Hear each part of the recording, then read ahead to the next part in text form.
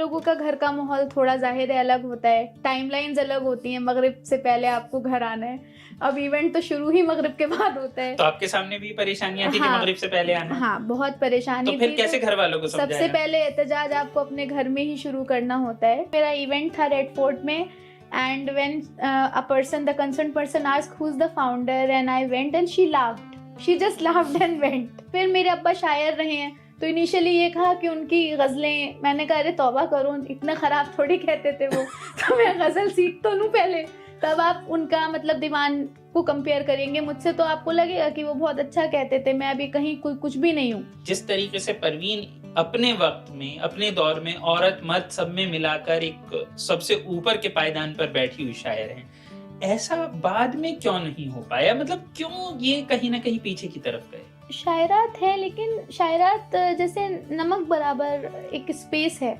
आप 14-15 लोगों की फहरिस्त होती है, उसमें 2 शायरात रख लो, एक तरन्नुम वाली रख लेना, है ना, जो आपने बोला गाना, एक तहत में रख लेना। अब जब ये मेंटालिटी है तो उसमें कितने लोग आप अकोमोडेट कर सकते हैं। अमूमन जॉन एलिया साहब को लोगों ने इसलिए मशहूर किया कि उनकी शायरी जो है वो आसान है, 2 लाइनर्स 1 लाइनर्स जो समझ में आते थे लोगों को, जिसको शेर समझ नहीं आता था वो 2 लाइनर्स बोलते हैं उसको। लेकिन जॉन एलिया एक बहुत मुश्किल शायर हैं। लोगों को लगता है अपने ब्रेकअप में वो पढ़ा जा सकता जी, है। मुझे शरफ में हासिल है कि मैंने उनकी किताब क्यों, जो कि रेख्ता में लॉन्च हुई थी इबारत पब्लिकेशन के जानिब से, तो मैंने उस पे काम किया था साथ में। तो मुझे पता है, मैंने वो जब किताब पढ़ी तो मुझे मालूम हुआ कि वो कितने एक मुश्किल शायर रहे हैं। ये चेंजेस आपको घर पे लाने पड़ते हैं, होते नहीं है। आपको जज भी किया जाता है, आपके अपने बहन भाई आपको जज कर लेंगे, लेकिन आपको उनको समझाना पड़ेगा, है ना, तो चीज़ें बदलती हैं।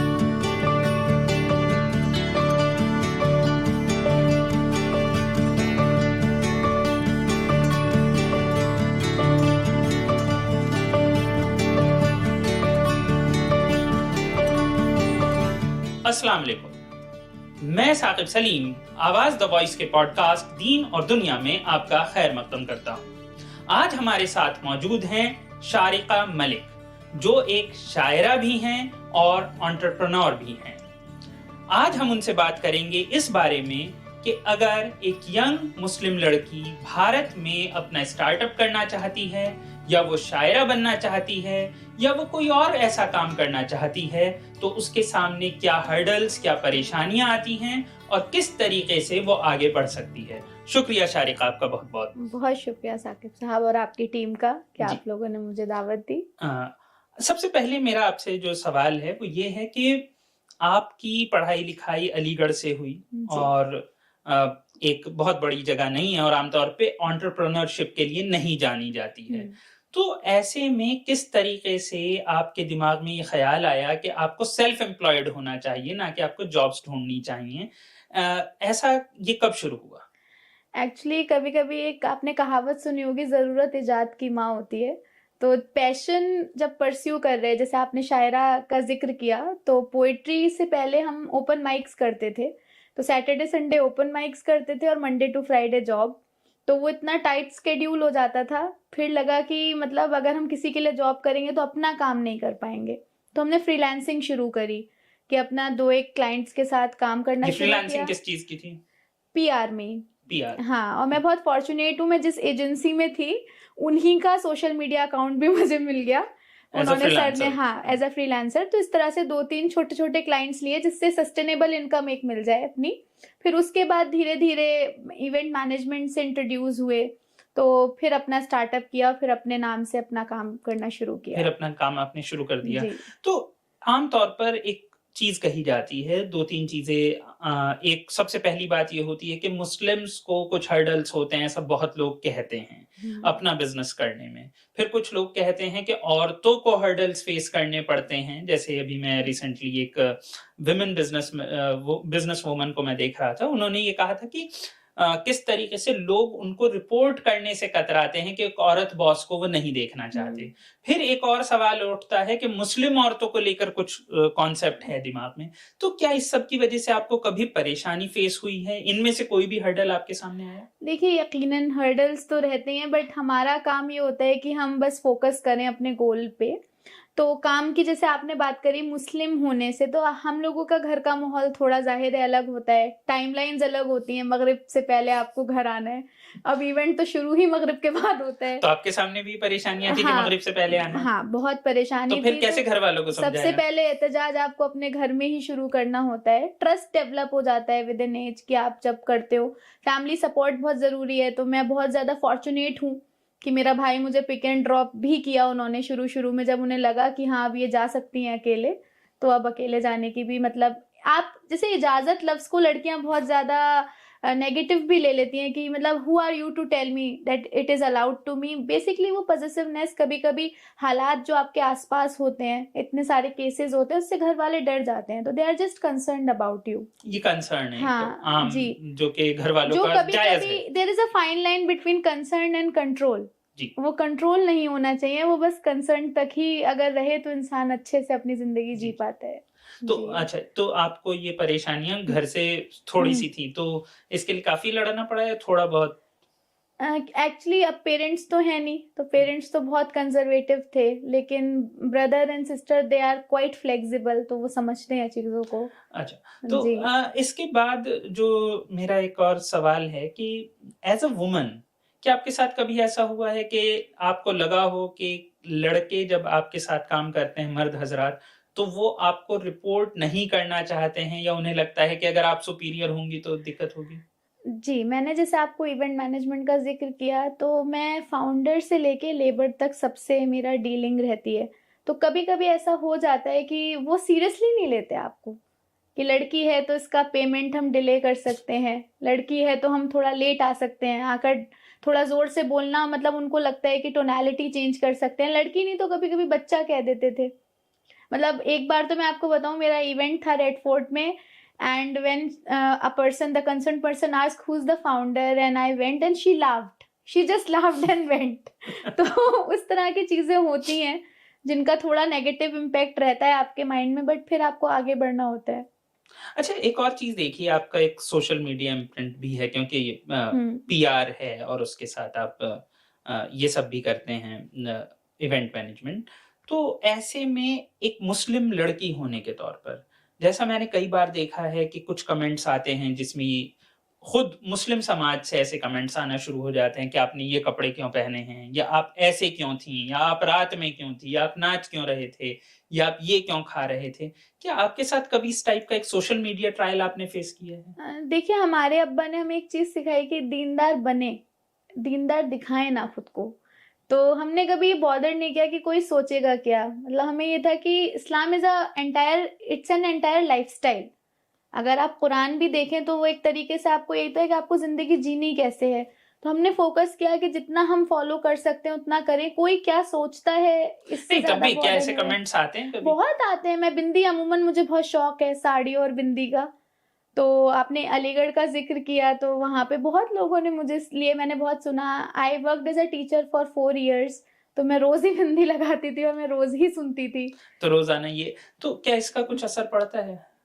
जैसे मेंटली कोई देखिए, साइकोलॉजिकल असर असर? जब पड़ता है जब आपको ये फ़र्क पड़ता है कोई आपके बारे में क्या सोचता है। जब आप ये कबूल कर लेते हैं कि ये आपके और आपके अल्लाह का मामला है, इनके से आपको ना जन्नत मिलेगी ना दोज़ख मिलेगी, तो मुझे लगता है फिर वो ख़त्म हो जाता है तो फिर असर वो खत्म पड़ना। हो जाता है। तो चलिए, ये तो एक छोटी-सी बात हुई कि हमें फ़र्क नहीं पड़ता है, लेकिन ऐसे बहुत से लोग होते हैं जिन पर फ़र्क पड़ता है। ऐसे में क्या आपको लगता है कि बहुत सी लड़कियाँ इसलिए कुछ आगे नहीं बढ़ पाती हैं कि एक तरीके का उनके आस-पास माहौल बन जाता है जो उन्हें हर वक़्त जज करता है?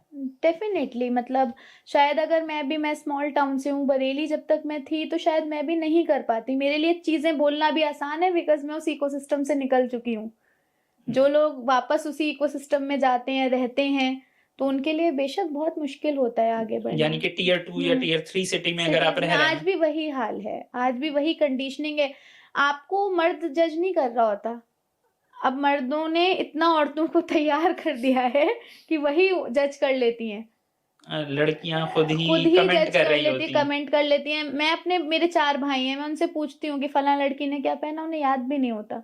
हम ही आकर डिस्कस कर रहे होते हैं ना, देखा तुमने उसने क्या पहना था? वो ऐसी थी वैसी, तो मर्द नहीं कर रहा है जज, औरत को औरत ही जज कर रही है। अच्छा, एक और चीज़ होती है जैसे कि बिज़नेस जब आप करते हैं, मुस्लिम्स के बारे में ये कहा जाता है ओवरऑल, सिर्फ़ औरत की बात नहीं हो रही है कि वो बिज़नेस में बहुत अच्छे नहीं होते हैं, ऐसा माना जाता है।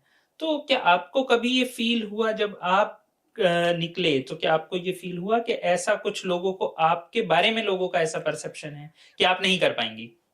देखिए, वो तो सबके लिए रहता है। अब अगर मैं मुस्लिम्स की बात करूँ तो बीवी Khadija, she was an entrepreneur, she was a woman also, so हमारी इंस्पिरेशन तो वो रही हैं। तो ऐसा तो नहीं होता। हाँ, देखिए लोग जज करते हैं आपको। When I was a teacher तो कहते थे बस मास्टरनी है ना? अब व्हेन आई एम डूइंग फिर मेरे अब्बा शायर रहे हैं, तो इनिशियली ये कहा कि उनकी ग़ज़लें, मैंने कहा अरे तौबा करो, इतना ख़राब थोड़ी कहते थे वो। तो मैं ग़ज़ल सीख तो लूँ पहले, तब आप उनका मतलब दीवान को कंपेयर करेंगे मुझसे, तो आपको लगेगा कि वो बहुत अच्छा कहते थे, मैं अभी कहीं कुछ भी नहीं हूँ। तो ये सब तो बातें होती हैं, बट मेरे लिए तो ये है कि इग्नोरेंस इज़ ब्लिस। नहीं, वैसे ये हाँ, बात आपने बिल्कुल ठीक कही। एक और चीज़ होती है जो कि मेरा आप एक शायरा हैं, आप मुशायरों में जाकर पढ़ती हाँ, हैं, उसके अलावा ओपन माइक से आपने शुरू किया था अपना। अब बड़े-बड़े मुशायरों में आप जाती हैं। अभी रिसेंटली भी एक बड़ा मुशायरा दिल्ली में ही हुआ जी। जिसमें आप थीं और वहाँ पर वसीम बरेलवी साहब जैसे कुछ बड़े शायर नाम थे, हस्ती हुँ, थे। तो ऐसे में जब किसी से मैंने ज़िक्र किया कि आज हम एक शारिका मलिक से मिलेंगे, हुँ, तो हुँ, उन्होंने पूछा आप क्या करती हैं? तो मैंने कहा वो शायरा भी हैं।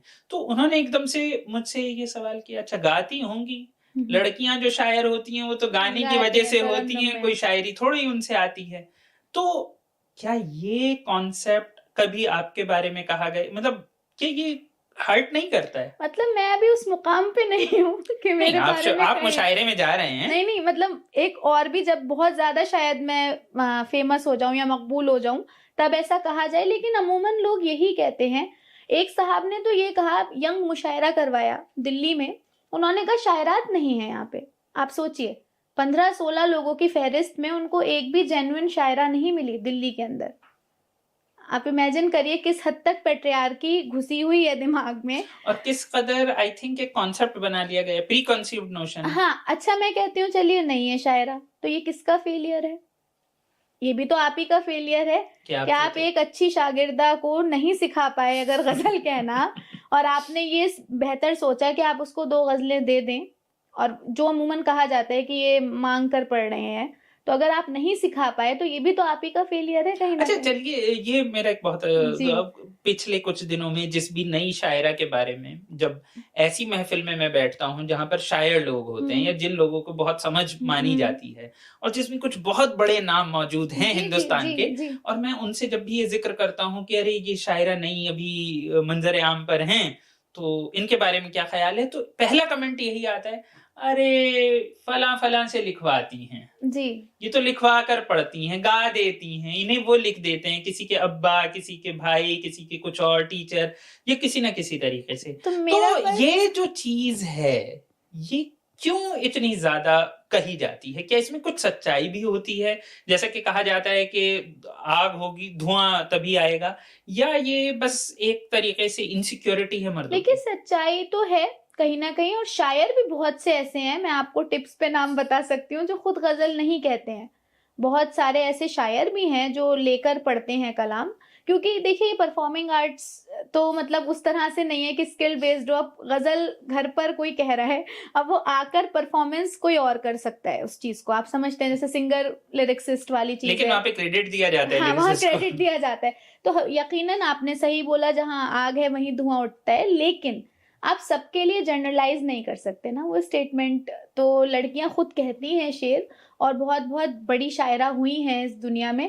तो अगर अब नहीं हो रही हैं, ऐसा इन लोगों के अकॉर्डिंग, तो ये भी कहीं न कहीं आप ही का फेलियर है मैं कहूँगी, कि आप पैदा नहीं कर पा रहे हैं बच्चों में वो शौक, वो ज़ौक़ कि वो शायरी करें। नहीं, जैसे मुझे अभी भी याद है किशोर नहीद से कहीं पर एक इंटरव्यू में ये पूछा गया था कि उनसे पहले जो हुँ, शायरा गुजरी कि उन्होंने उस पर पैट्रियार्की पर, मिसोजिनी पर या बाकी जो ऐसी चीजें हैं इन सब चीजों पर नहीं लिखा। एक तरीके से एहतजाज नहीं था उनकी हुँ, गजल में या उनकी नज्म में, लेकिन ये किश्वर के साथ शुरू हुआ एक तरीके से। तो उनसे ये सवाल किया है, तो क्या आपको ये लगता है कि भई पहले की शायरा उतनी मतलब सही नहीं थी या कुछ गलत थी? तो उन्होंने एक बात कही थी कि पहली शायरा हमसे ज़्यादा इनकलाबी थीं, क्योंकि जिस ज़माने में उन्होंने लिखा और छपी, वो तब एग्जैक्टली। लिखकर छप जाना ज़्यादा बड़ा इनकलाब था। अब हम उससे एक पायदान आगे हैं, लेकिन जब मैं अब देखता हूँ पीछे मुड़कर, तो हमारे पास किश्वर थी, फ़हमीदा थीं, जो कि जी, उर्दू कल्चर के इशरत अंदर आते आफरीन हैं। साहिबा थी। फिर आपकी क्या कहते हैं, परवीन शाकिर से तो बड़ा कुछ बेशक, भी नहीं हाँ। हुआ। लेकिन धीरे-धीरे वो कल्चर जहाँ पर के वो ऊपर के पायदान पर जो शायरा हैं, जो फीमेल पोएट हैं, वो क्या आपको नहीं लगता कि जिस तेज़ी से आनी चाहिए थी, वो आना तो छोड़िए, जो पहले का एक फ्लो था, वो भी कम हो गया है, अब उस तरीके से मैं कोई आपको नहीं है? बताऊँ, आपने स्पोकन पोएट्री सुना होगा। हुँ, हुँ। तो स्पोकन पोएट्री फ्री वर्स है, बेसिकली टेक्निकलिटीज़ नहीं है, और वहाँ पे बहुत अच्छी-अच्छी शायरा तो नहीं कहूँगी मैं, राइटर्स कह सकती हूँ जो पनप रही हैं। नायाब मिधा हैं एक, बहुत अच्छा कहती हैं। वो मुशायरों तक क्यों नहीं आ रहे हैं लोग? क्यों टेक्निकलिटीज़ नहीं सीख रहे हैं? क्योंकि हमने बहुत डिफ़िकल्ट कर दिया। जिस तरह से हमने इस्लाम को डिफ़िकल्ट किया ना, कि लोग बचने लगे। मतलब आपने इतना ज़्यादा उन पे बंदिशें लगाई कि लोग डरने लगे। डरने की तो चीज़ ही नहीं थी, मोहब्बत की चीज़ थी ना, अगर आप मोहब्बत से समझाते। सिमिलरली मुशायरे से, मतलब जब मैंने खुद भी शुरू किया, अगर मैं एक लफ्ज़ इधर-उधर पढ़ देती थी, तो बेबहर है, ऑडियंस से चीखना, ये सब, तो फिर इंसान सोचता है कि हम उसी दुनिया में खुश हैं, हम ओपन माइक ही कर लेते हैं। हर कोई वो पेन नहीं उठा सकता ना, लेकिन तो तब ये भी भी जो रीज़न लोग हो उस सकता पेन है। के साथ भी थे, जैसे हुँ। परवीन का एग्ज़ाम्पल, परवीन जैसा कोई, चलिए परवीन जैसा तो कोई शायद दूसरा न, वो हुँ। तो एक ज़माने की चीज़ होती है, जैसे गालिब एक आए। लेकिन तब भी जिस तरीके से परवीन अपने वक़्त में, अपने दौर में औरत मर्द सब में मिलाकर एक सबसे ऊपर के पायदान पर बैठी हुई शायर हैं। ऐसा बाद में क्यों नहीं हो पाया? मतलब क्यों ये कहीं न कहीं पीछे की तरफ गए? शायरात हैं, लेकिन शायरात जैसे नमक बराबर एक स्पेस है। आप 14-15 लोगों की फ़हरिस्त होती है, उसमें 2 शायरात रख लो, एक तरन्नुम वाली रख लेना, है ना? जो आपने बोला गाना, एक तहत में रख लेना। अब जब ये मेंटालिटी है, तो उसमें कितने लोग आप अकोमोडेट कर सकते हैं? आप उन्हें जगह ही नहीं दे रहे जब हैं। आप जगह ही नहीं दे रहे। अब होता क्या है, देखिए, मॉनेटरी बेनिफिट बहुत ज़रूरी है, और औरत के लिए बहुत ज़्यादा ज़रूरी है, क्योंकि औरत जब घर से निकलती है ना, तो उसको घरवालों को भी इस सवाल का जवाब देना पड़ता है, क्यों जा रही हो? तुम्हें क्या मिलेगा? अब अगर उसे पैसा ही नहीं मिल रहा है, आप समझ रहे हैं? क्योंकि वो तो ग्रेस पे खुद ही जा रही है, उसको स्टेज मिल रहा है, यही बहुत बड़ी बात है। तो फिर वो कैसे उस चीज़ के लिए मोटिवेटेड रहेगी? अब हो जाती है शादी, तो फिर वो कहते हैं अब हो गया शगल-गुल्ला आपका, अब आप अपना बच्चे देखें, घर देखें, और अगर लिखना है तो आप डायरी में लिख लें। तो वो डायरी तक महदूद रह जाती हैं बहुत सारी शायरा। नहीं, आपने एक बहुत अच्छी बात कही, ये पैसों को लेकर। हाँ, ये सवाल आम तौर पे लगभग हर एक प्रोफ़ेशन में चलता है कि औरतों को कम पे किया जाता है। शायरी के डेफ़िनेटली। बारे में हमें ज़्यादा नहीं पता है, तो क्या मुशायरों में भी ये चीज़ होती है कि डिस्पैरिटी है कि औरत शायर होगी तो उसे कम पी दिया जाएगा, या पेमेंट्स बराबर होते हैं? पेमेंट सीनियॉरिटी, जूनियॉरिटी को लेके होते हैं, लेकिन सीनियर मुझे, मतलब शायद मैं गलत हूँ, बहुत कंट्रोवर्शियल बात हो जाए, मतलब औरत को उतना सीनियर नहीं माना जाता है। मतलब सदारत अगर 10 मुशायरों में 9 मर्द हज़रात कर रहे होंगे, तो एक औरत ने कभी की होगी। मतलब आप अमूमन मुझे तो देखें। याद भी नहीं है। हाँ, तो मुझे भी अभी तक, मैंने भी मतलब ऐसा नहीं हाँ। देखा जहाँ फीमेल सद्र हों। हाँ, और हाँ, मतलब मतलब जो इतना लंबा परस्यू ही नहीं कर पाती हैं वो सफ़र को। वसीम बरेलवी लेवल तक अगर आप सोचें, तो एक पूरा सफ़र रहा है लंबा, पूरा सफ़र है। 40-50 साल का। तो वो बीच में अंजुम रहबर साहिबा भी, हमने हुँ। एक मुशायरा अटेंड किया था, वो सदर थी उसमें। तो इस तरह से लोग बहुत कम परस्यू कर पाएँ इतनी लंबी जर्नी को। तो पेमेंट तो तभी आएगा जब आप एक जब आप सफ़र उतने सीनियर जिएँगे, हो जाएँगे। उतने सीनियर हो जाएँगे। लेकिन अगर सेम सीनियॉरिटी लेवल पर हों, जैसे एंट्री लेवल के लोग हैं, जैसे लेट अस सपोज़ 10 साल की हुँ, हुँ। जिन्होंने शायरी की है, तो क्या तब भी औरत और मर्द के बीच कोई फ़र्क आपको नज़र एक्चुअली आया मैं है? बताऊँ सर, ये एक इंडस्ट्री है ही नहीं। इसमें नहीं, तब भी पेमेंट तो होता है। नहीं, नहीं, हाँ, तो वही मैं बोल रही हूँ, इट्स नॉट ऑर्गेनाइज्ड इंडस्ट्री ना, तो इसका कुछ भी फिक्स्ड नहीं है। ये खालिस डिपेंड करता है कन्वीनर की पॉकेट पे, कि कन्वीनर नहीं, तो कितना कन्वीनर विलिंग क्या है। ऐसा करता है कि मर्द को ज़्यादा दे दे और औरत को कम? ऐसा अमूमन होता है, हाँ, कहा ऐसा जा सकता है, ऐसा हाँ, हो जाता हाँ, है कहा जा सकता है। क्योंकि ये बात लेकिन इसका एक पॉजिटिव साइड भी है जो मैं हाईलाइट करूंगी, औरतों को पर्क्स बहुत मिल जाते हैं। आदमी रूम शेयर करेगा, अगर औरत को खाली रूम अगर मांगेगी तो विदाउट क्वेश्चन आस्क दे दिया जाता है। ट्रेवल बेटर दे देते हैं कि हाँ चलो ये औरत है, तो वो चीज अभी है अदब में। उतनी हाँ, अदब है। और छोड़ने भी जाते हैं घर तक अगर आप लेट हो जाओ, तो this is nice. This is हाँ, नाइस। एक और चीज, जब उर्दू की बात आई है और शायरी की बात आई है और आप यंग शायरा हैं, अगर देखा जाए तो अगली जो जनरेशन अब आ रही है उसमें आप हैं। आमतौर पर जब भी बात चलती है तो ये चलती है कि उर्दू खत्म हो रही है, उर्दू को पढ़ने वाले कम हो रहे हैं, उर्दू को सुनने वाले कम हो रहे हैं, उर्दू अब धीरे धीरे अगर देखा जाए तो अपने जवाल की तरफ है, ऐसा आमतौर पर कहा जाता है। उस दूसरी तरफ कुछ लोग ये कहते हैं कि ऐसा नहीं है और उर्दू के चाहने वाले आज भी उतने ही हैं, भले ही उससे रोजगार ना मिलता हो। आप इस बात से कितना एग्री करती हैं? मैं मानूंगी आपका स्टेटमेंट से, मैं अलाइंड हूँ। उर्दू देखिए, नस्तलिक पढ़ने वाले तो बहुत कम लोग हैं। उर्दू क्योंकि अब एक ट्रेंडिंग थिंग है, एस्थेटिक्स में एड ऑन है एक, इसलिए चल रही है। लेकिन जो एक खालिस उर्दू सीखने वाले लोग थे, वही आपने बोला ना, पैसा, उर्दू टीचर को शायद हम उतना पे नहीं करेंगे जो हमारे मौलाना आते हैं घर में, जो अरेबिक और उर्दू बच्चों को पढ़ाते हैं, हम उतना पे नहीं करते हैं, है ना, जितना हम एक इंग्लिश ट्यूटर को पे करते हैं। तो यहीं पे हमने डिफरेंस कर दिया। तो फिर अब मैं क्या चाहूंगी अगर मेरा बच्चा होगा कि वो भाई वो इंग्लिश पढ़े, वो स्कूल में जाए, क्योंकि मुझे उसका फ्यूचर सिक्योर करना है ना। तो मैं उसको खुद नहीं चाहूंगी कि उर्दू अरेबिक वो पहले नंबर पे पढ़े, जबकि होना क्या चाहिए था अगर हम इस्लाम की बात करें, पहली तालीम तो आपके घर में होती है, आप अपनी नेटिव लैंग्वेज पढ़ाइए। बट अगर उससे वो पैसा नहीं कमा पा रहे तो फिर आपको फिर आप दूसरा, इंग्लिश इसलिए पढ़ रहे हैं। हाँ, इसलिए दूसरी पढ़ा रहे तरफ हैं। एक और चीज आती है, उर्दू को आमतौर पे मुस्लिम से जोड़ के देखा जाता है। आप खुद इवेंट्स भी कराती हैं उर्दू से रिलेटेड, उसके अलावा आप इवेंट्स में खुद भी पार्टिसिपेट करती हैं। तो क्या आपको ये लगता है कि जिस तरीके से उर्दू भारत में मुस्लिम की आबादी लगभग 14% है और जिन इलाकों में आप रह रहे हैं वहां पे 20 या हद से 30% से ज्यादा नहीं होती है, तो क्या ऐसा आपने फील किया है कि मुस्लिम्स की आबादी उर्दू के इवेंट्स में ज्यादा होती है उनकी बनिस्बत जो उनकी आबादी है, जो प्रोपोर्शन है उनका पॉपुलेशन में, या आपको लगता है कि ये गलत फहमी है कि उर्दू मुस्लिम्स की ये जबान है? मिथ है। अगर हम टिकेटेड शोज कराते हैं और मैं आपसे डेटा शेयर करूंगी, तो उसमें कुछ हिंदू मुस्लिम का नहीं होता। फहरिस्त अच्छी होती है तो ऑडियंस आती है, और ऑडियंस आती है तो वो सारे धर्मों की होती है। वो नहीं, जैसे कोई, आप तो जाहिर सी बात है, आप तो इवेंट्स खुद भी कराते हैं, हाँ, आप इवेंट हाँ, कराने वाले लोग हैं। तो अब ये एक और जाहिर सी बात है आपके पास ये डेटा पहुंचता ही होगा। तो अगर मान लीजिए दिल्ली में आप कोई इवेंट करा रहे हैं जो उर्दू से रिलेटेड है, तो लगभग कितना % उसमें मुस्लिम्स होते हैं? आपको क्या लगता है? 50-50 का रेशियो आप मान सकते हैं, क्योंकि मुस्लिम जाहिर सी बात है कि मदर टंग है, तो शायरी ज्यादा मुस्लिम लोग कर रहे हैं, तो उनकी भी एक कम्युनिटी बिल्डअप हो जाती है अलग। लेकिन मेरे बहुत अच्छे नॉन मुस्लिम शायर्स हैं जो मुस्लिम से अच्छी शायरी कर रहे हैं, उनकी वोकेबलरी ज्यादा स्ट्रांग है, क्योंकि मदर टंग तो सब सिर्फ मुस्लिम्स की ही नहीं है ना। जैसे मैं आपको बताया, जो मेरे बॉस रहे हैं पवन होरा साहब, तो उनके यहाँ वो बताते हैं कि गुरु ग्रंथ साहिब भी उर्दू में है, तो उनकी वोकेबलरी बहुत स्ट्रांग है। मतलब मैं उनसे मीनिंग्स पूछती हूँ कि सर इसका मतलब क्या है, क्योंकि लैंग्वेज तो कोई भी, मतलब मुझे लगता है religion and language two different things. Two different हाँ, थिंग्स। तो जैसे एक और सवाल, ये तो ऑडियंस के बारे में हुआ, लेकिन क्या ऐसा है कि उर्दू जो ऊपर जो शायर आते हैं या फिर दास्तान गो आते हैं, जो जिन भी तरीके के आप इवेंट कराते हैं, उसमें प्रोपोर्शन क्या डिस्प्रोपोर्शनेटली मुस्लिम्स का है?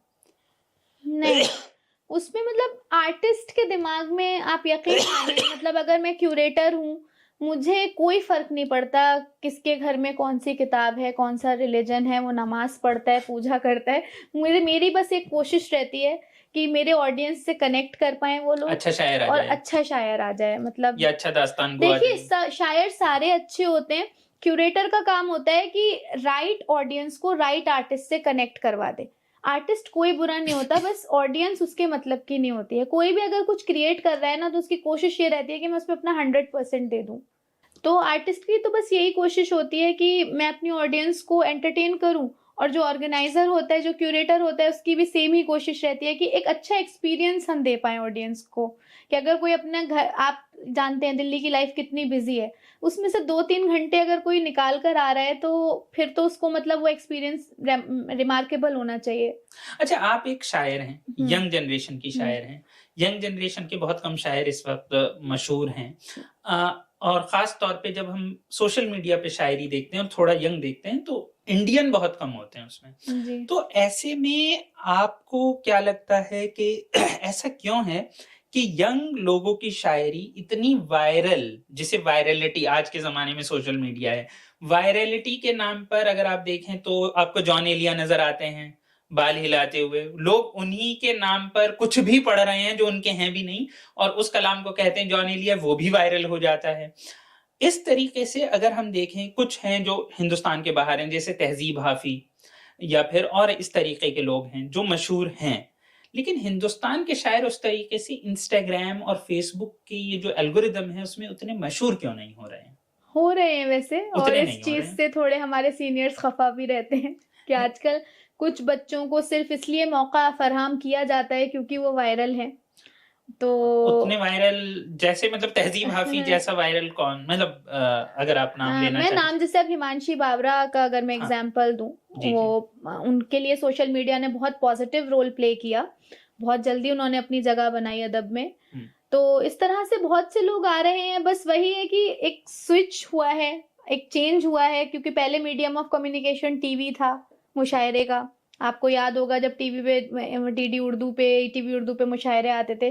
अब वो चीज़ इंस्टाग्राम पे और फेसबुक पे अपना वक्त लेगी, लेकिन लोग वायरल, फहमी बदायूनी कितने सीनियर शायर रहे, अजहर इकबाल साहब कब से शायरी कर रहे हैं, लेकिन सोशल मीडिया ने उनको जो मुकाम पहुंचा, मतलब क्या होता है ना, एलिवेट कर दिया उनके मुकाम को। नहीं, अगर हम हाँ। देखें तो सोशल मीडिया का जो पहला शायर मशहूर किया हुआ है वो जॉन एलिया है।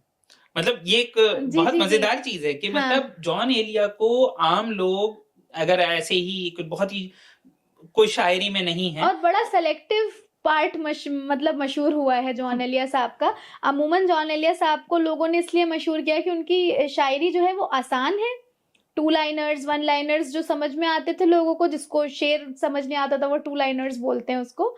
लेकिन जॉन एलिया एक बहुत मुश्किल शायर हैं। लोगों को लगता है अपने ब्रेकअप में वो पढ़ा जा जी, सकता है। मुझे शरफ में हासिल है कि मैंने उनकी किताब क्यों, जो कि रेख्ता में लॉन्च हुई थी इबारत पब्लिकेशन की जानिब से, तो मैंने उस पे काम किया था साथ में। तो मुझे पता है, मैंने वो जब किताब पढ़ी तो मुझे मालूम हुआ कि वो कितने एक मुश्किल शायर रहे हैं, लेकिन उनका एक सेलेक्टिव पोर्शन वायरल करके। हाँ, लेकिन हाँ। तब भी वायरलिटी बहुत ज्यादा है। मतलब जी, मुझे जी। याद है कि अगर 2015 की बात की जाए तो किसी को मैंने जब तारुफ दिया जेएनयू में और उन्होंने पूछा जॉन एलिया कौन है, तो मैंने कहा था रईस अमरोवी के भाई हैं। तो अच्छा। लेकिन अब हालत ठीक उल्टी हो चुकी है। आप जी, रईस जी। अमरोवी को नहीं जान रहे होंगे, लेकिन हाँ, आप जॉन एलिया जॉन को जान एलिया रहे साहब होंगे। को जान रहे ऐसे होंगे। ही आई थिंक मुझे लगता है कि बशीर बद्र साहब भी बहुत वायरल हुए हैं जी। इंस्टाग्राम के जमाने में। मैं मतलब वायरलिटी, मुझे इन्फ्लुएंसर्स के लिए तो मतलब ये लफ्ज ठीक लगता है। मुझे ये लगता है कि मोड ऑफ कम्युनिकेशन चेंज हुआ, मास रीच मिली है इन लोगों को। मास रीच मिली। हाँ, क्योंकि ये ऑलरेडी अपने तौर पे वायरल थे। मतलब डीवीडीज आप अगर जॉन साहब की देखें तो अब जो जिसके अदब से बिल्कुल वाकफियत ही नहीं है वो नहीं जान रहे तो अलग नहीं, बात अब है। तो ये अदब के बाहर चला गया। अब अदब के बाहर जैसा तक कि हो आपने गए। कहा लोगों को पता नहीं है, लोग शेर को 2 लाइनर बोल रहे हैं, जी जी। लेकिन वो भी सुन रहे हैं। लेकिन तो इससे तो ऐसा लगता है ना कि उर्दू का क्रेज अगर बढ़ रहा है, तो जब क्रेज बढ़ेगा तभी लोग सीखेंगे। मैं शायद नाम बार बार रेख्ता का इसलिए ले रही हूँ क्योंकि रेख्ता ने बहुत अच्छा काम किया उर्दू पे, और उनके जो कोर्सेज हैं उसमें आप देखेंगे कि बाहर से लोग रजिस्टर करते हैं। चलिए, आपने जब रेख्ता का नाम ले ही दिया है तो जी। मैं एक सवाल करूंगा। आमतौर पे रेख्ता को लेकर एक क्रिटिसिज्म भी होता है, और वो क्रिटिसिज्म है कि किस तरीके से बहुत से लोग कहते हैं कि उन्होंने उर्दू की स्क्रिप्ट को मशहूर करने के बजाय उसे देवनागरी या रोमन स्क्रिप्ट की तरफ ले गए हैं। तो ये क्रिटिसिज्म आपको कितना सही लगता है? ये मुझे बहुत ही एक स्टूपिड सी बात लगती है। सपोज कुरान अरेबिक में है, ठीक है, अब मुझे कोई आयत अरेबिक में समझ में नहीं आएगी तो मैं उसका मीनिंग किस में पढ़ूंगी, इंग्लिश में या उर्दू में, है ना? तभी तक तो वो चीज मुझ तक पहुंचेगी। अब उर्दू एक लैंग्वेज है, इसकी स्क्रिप्ट दूसरी थी, वो लोग जान ही नहीं रहे हैं, वो नहीं सीख लेंगे ना एकदम। तो उसको पहुंचाने का तरीका क्या है? ट्रेलर तो देवनागरी और इंग्लिश ही है ना। जो उसके बाद लोग सीख रहे हैं अब स्क्रिप्ट, लोग सीख भी रहे हैं। हाँ, मैं एक यामिनी बत्रा जी हैं, she is a mother of 2 doctors, so you can see the age, but now she has learned the language because वो उससे इंट्रोड्यूस हुई, उनको अच्छी लगी वो लैंग्वेज। अगर आप वो स्नीक पीक ही नहीं दोगे अपनी चीजों का, तो लोग क्यों सीखेंगे? कहीं ना कहीं आपने हाँ। अपना एक आइवरी टावर बना लिया है जी। जिसमें आप बैठे हैं। दूसरा क्रिटिसिज्म मैंने ये देखा है कि वो उर्दू के नाम पर बहुत बड़ा फेस्टिवल करते हैं और इनको भी बुला लेते हैं उनको। तो आप एक बात बताइए, आप भी मतलब बिजनेस बैकग्राउंड रखते हैं, तो नंबर्स, जब स्पॉन्सर्स नंबर्स पूछते हैं या आप मासेस को बुलाएंगे तो आपको हर फ्लेवर देना पड़ेगा। स्टेडियम में मुशायरा नहीं करा सकते ना आप, तो उस मुशायरे को कराने के लिए लॉजिस्टिक कॉस्ट तो निकालनी पड़ेगी। लॉजिस्टिक कॉस्ट तो उसमें तो मुझे जेनजी भी अकोमोडेट करना है, मुझे एक सीनियर भी अकोमोडेट करना है, तो सबको बुलाना एक पड़ेगा। और चीज उर्दू वालों के साथ हुई है जो कि मुझे लगता है कुछ पागलपन की हद तक जिसे कहें दीवानापन होता जा रहा है, वो ये है कि हर चीज को एक मयार पर रखकर तलफ्फुज या हर हुरूफ को बोलने के तरीके को लेकर तरह तरह की रील्स आती हैं। बल्कि अभी रिसेंटली मैं देख रहा था, एक नया चैनल चला है इंस्टाग्राम पर जो कि तलफ्फुज लोगों के ठीक करता है। फिर एक और जनाब हैं जो कि प्रोफेसर हैं लिंग्विस्टिक्स के, उन्होंने ये बताया कि अरे ये तो ये भी गलत हैं आप, मतलब असल में मसला ये है कि बहुत सारी चीजें, देखिए डिक्शन हर चीज का अलग होता है। जैसे अंग्रेजी का भी डिक्शन शायद दुनिया में अलग अलग जगह अलग अलग है, इसका मतलब ये नहीं है कि वो अंग्रेजी नहीं रहती। सर जैसे आप बताइए, अगर इंग्लिश हमें इसी तरह से सिखाई जाती जैसे हम उर्दू सिखाना चाह रहे हैं, तो क्या आज हम इंग्लिश बोल पाते? नहीं, फिर तो अमेरिका वाले भी इंग्लिश नहीं बोलते हैं इंग्लैंड वालों के हिसाब से। जैसे when I came to Delhi, तो मुझे किसी ने बताया, मैंने एंटी नेशनल बोल दिया एंड शी इज लाइक वो इट्स एंटाई, तो मैं तो फिर हिम्मत तोड़ देनी चाहिए मुझे कि हमने तो पूरा सभी गलत पढ़ा है, मतलब it's not education it's education. तो अगर एक्सेंट के खेल में हम उलझेंगे, हाँ मैं ये नहीं कहती कि सीखना गलत है, सीखिए आप, और एक जर्नी है, आप एक लैंग्वेज एक्वायर कर रहे हैं, लेकिन जरूरत से ज्यादा दीवानापन नहीं, आप सीखिए, जरूरत से ज्यादा सीखिए। नहीं, दीवानापन इस चीज पर कि आप हर किसी को टोकते ही रहें। बट यू कैन नॉट जज their intellect just because they have pronounce one word wrong, और as per your requirement you can not question their own existence की भाई। जैसे हिंदुस्तान में पाकिस्तानी ड्रामे मशहूर हो रहे हैं पिछले कुछ साल से, 10-20 साल तो हो गए हैं, तो उसके अंदर जैसे वो बाहर, हम लोग बाहर बोलते हैं, पूरा वेस्टर्न यूपी, रामपुर की जबान, लखनऊ की जबान, वो बाहर बोलते हैं। और मैंने देखा है कि जो अब सोशल मीडिया पर लोग आते हैं हिंदुस्तान में, वो भी उसे बाहर बोलने लगे हैं, जबकि ये यहाँ का तलफ्फुज नहीं है, ये दिल्ली का भी तलफ्फुज नहीं है, ये लखनऊ का नहीं है, रामपुर वालों का नहीं है, मतलब जो उर्दू के हमारी ये हैदराबाद वालों का भी नहीं है। तो ये जो असर है, अब वो बाहर वाले भी सही हैं अपनी जगह पर। सर एक ऑब्सेशन है जो हम अपने हैं, उस आइडेंटिटी को ओन ना करके दूसरा कुछ दिखाने का। कोरियन ड्रामास भी बहुत मशहूर हुए हैं पाकिस्तानी के साथ साथ, तो आप ये चीज देखेंगे, हम लोग बड़े खुश होते हैं दूसरों का कल्चर अडेप्ट करके, है ना, कि माचा हमें पसंद है। हम नहीं बोल पाएंगे कि हम हमारी कोई एक ड्रिंक है, सपोज किसी के गांव में राब बनती थी, तो वो उतना अच्छे से नहीं बताएगा। सोशल मीडिया ने फिर भी ये चीज की है कि अपने कल्चर को लोग अब एम्ब्रेस कर रहे हैं, may be for views, but कर रहे हैं। हाँ, पहले तो ये हो गया था कि हम दूसरे का एक्वायर करके खुश हो रहे थे कि वो ऐसा करता है तो मैं भी ऐसा करता हूँ, बिल्कुल ये ना फॉरेन से बना हुआ लग रहा है कैफे, तो ये चीज बहुत ज्यादा ग्लोरीफाई हो रही थी, जबकि आपकी अपनी चीजें पीछे जा रही थी। नहीं, ये एक बहुत इंटरेस्टिंग चीज हुई है कि किस तरीके से हम लोग अपने कल्चर की बात नहीं करते हैं, और उर्दू जो अपने आप में कल्चर इस जमीन का है, दिल्ली का कल्चर है, वेस्टर्न यूपी नॉर्थ इंडिया का कल्चर उर्दू है, उर्दू के मुशायरे हैं, नौटंकी है, दास्तान गोई है, ड्रामा है, ये सब चीजें यहाँ का कल्चर है। और जिस चीज को उर्दू कहा गया है उसी चीज को लोगों ने हिंदुस्तानी जबान भी कहा है। बट एलीट क्लास ने इस चीज को कमर्शियलाइज कर दिया ना जी, वो आप ही के कल्चर को बेच रहे हैं, वो आप ही के घर के खाने को अब वो लग्जरी सिटिंग में खिला रहे हैं, है ना, 4-4, 5-5 हजार रुपए पर हेड लेके, और आप खुशी से खा रहे हैं क्योंकि आपने खुद उससे शायद अपना ताल्लुक तोड़ दिया, तो अब आपको वही चीज लग्जरी बन गई। मैं तो अक्सर हंसती हूँ because I have fortunate to work with so many luxury brands, कि जो हमारा मिडिल क्लास है वो प्रोसेस्ड फूड में फंस गया है। गरीब तो वैसे भी ऑर्गेनिक ही खा रहा है और अमीर वैसे ऑर्गेनिक खा रहा है महंगा वो करके, प्रोसेस्ड फूड हम खा रहे हैं। हम तक ऑर्गेनिक और रियल पहुंच ही नहीं रहा। बिल्कुल सही। अब बात ये आती है कि जैसे आप खुद शायरा हैं, खुद आप इवेंट्स में जाती हैं और आप खुद भी इवेंट कराती हैं, तो क्या कभी कन्फ्लिक्ट ऑफ इंटरेस्ट नहीं होता है? कभी ऐसा हुआ है कि आप खुद ही अपना इवेंट कर रही हैं, उसमें भी आप शायरा हैं और कोई और कर रहा है जो कि अपोजिट कंपनी है, कंपटीटर है आपके, तो उसके यहाँ भी आप एज अ शायरा जा रहे हैं, कभी ऐसा होता है? इससे कॉन्फ्लिक्ट ऑफ इंटरेस्ट पैदा होता है? हाँ, ये तो बहुत आपने इंटरेस्टिंग सवाल किया। लोग मुझे कॉम्पिटिटर कहते हैं, मुझे बड़ी हंसी आती है कि आर्टिस्ट का कैसे कोई कॉम्पिटिटर हो सकता है। बिजनेस वुमन भी है। हाँ, मैं बिजनेस हूँ, तो उसका मैं आपको ये जवाब दूंगी कि mushaira is not a business module. तो मुशायरा, हाँ, इवेंट तो है। इवेंट मैनेजमेंट के मतलब पर्सपेक्टिव से अगर मैंने किसी का मुशायरा मैनेज किया है तो वो जाहिर सी बात है वो मेरा नहीं हुआ, वहां तो मैं एक इवेंट मैनेजर हूँ। और लेकिन अगर क्या वहां पर आप एज ए शायरा नहीं जाती हैं जो आप खुद?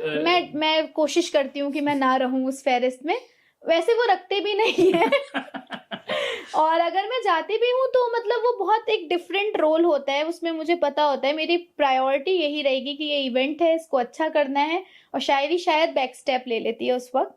तो मैं दोनों चीजें बहुत बैलेंस करके चलने की कोशिश करती हूँ। और कॉम्पिटिटर इसलिए नहीं है कोई मुशायरा कराने वाला क्योंकि मेरे लिए ये बिजनेस मॉड्यूल नहीं है, ये मैं बहुत जल्दी समझ गई थी। 6-7 मैंने इवेंट्स कराए लाइफ 2.0 के नाम से, and I got to know कि ये एक बस दिल और शौक की चीज है, पैशन है। हाँ, पैशन है। तो आप पैसा जोड़िए, थोड़ा सा आपको लगे कि हाँ पैसा जुड़ गया है, आप एक इवेंट करा दीजिए, या फिर आप अच्छे स्पॉन्सर्स ढूंढ लीजिए, उनसे भी झूठ मत बोलिए कि सर आपका ये हो जाएगा वो हो जाएगा। नहीं सर, दिस इज समथिंग जो एक बिल्कुल शौक की चीज है, आप कराना चाहें कराएं, बिकॉज वॉक-इन्स बहुत कम होते हैं। अगर मैं टिकटेड वॉक-इन्स की बात करूं तो मैं 500 का टिकट नहीं बेच सकती हूँ मुशायरे का, क्योंकि मुझे पता है उसकी ऑडियंस वो नहीं है, वो कॉन्सर्ट वाली ऑडियंस अलग होती है। मुशायरे का जो ऑडियंस है वो पैसा दे के अभी नहीं आती है, अभी उनको वो वाली आदत नहीं लगी है।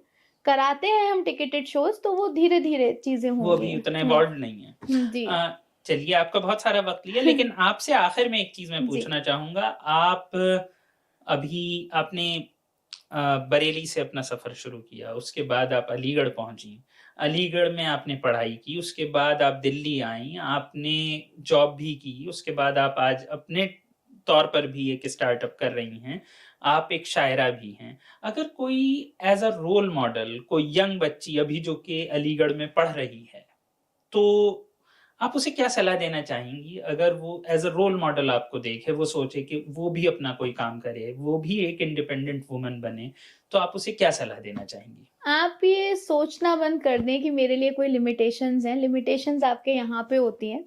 तो अगर आप ये सोचने लगेंगे कि भाई अगर साकिब सर कर सकते हैं मैं भी कर सकती हूँ, तो फिर आप कर देंगे। मतलब it's the audacity, whatever you think you can do, this is what I believe. लेकिन जो दुनिया रोकती है, जो रोक टोक होती है माँ बाप से लेकर, समाज से लेकर, जो एक औरत को रोक टोक मैं होती है। आपके थ्रू एक बड़ी इंटरेस्टिंग स्टोरी बताऊंगी अगर मैं 2 मिनट ले सकती हूँ। बिल्कुल। पीरियड्स बड़ा हश हश टॉपिक है, मेंस्ट्रुएशन, राइट? तो एक बार मुझे एक ब्रांड डील आई एंड मेरी सिस्टर ने बोला कि नहीं तुम बात मत करो पीरियड्स के बारे में, फिर रिश्तेदार देखेंगे बोलेंगे तुम जो कर रही हो दिल्ली में करो बट इसके बारे में बात मत करो। And she is a mother of 2 daughters। तो मैंने कहा ये चीज तो पास ऑन हो जाएगी उन बच्चों तक भी। तो मैंने 1 साल तक अपने भाई को बोलकर ब्लिंकिट से, वैसे I can order everything for my self, but मैं उसको बोलती थी सैनिटरी नैपकिन मंगा दो। आई टॉक्ड इतना ज्यादा अबाउट पीरियड्स कि घर में पीरियड्स नॉर्मल हो गए and today I am talking with you. उसके अगले दिन अगले साल मैंने 3 ब्रांड्स के साथ किया था। 28 में अभी आने वाला है मेंस्ट्रुएशन डे, 3 ब्रांड्स के साथ काम किया including national commission of women. तो ये चेंजेस आपको घर पे लाने पड़ते हैं, होते नहीं है। आपको जज भी किया जाता है, आपके अपने बहन भाई आपको जज कर लेंगे लेकिन आपको उनको समझाना पड़ेगा, है ना? तो चीजें बदलती हैं फिर। तो यानी कि आपको अपने लिए खुद अगर कुछ प्रॉब्लम्स हैं तो उनके साथ आपको डील भी करना है, आपको हिम्मत करनी है, आपको मेहनत करनी है, और कोई शॉर्टकट नहीं है, कोई शॉर्टकट हाँ। नहीं है। वो तो आपके लिए भी नहीं है आसान चीजें, तो मेरे लिए किसी भी के कैसे लिए आसान होंगी? नहीं है। जी। बिल्कुल सही। बहुत बहुत शुक्रिया आपका। दीन और दुनिया के इस एपिसोड में इतना ही। अगले एपिसोड में फिर मुलाकात होगी किसी और खास मेहमान के साथ। तब तक के लिए शुक्रिया।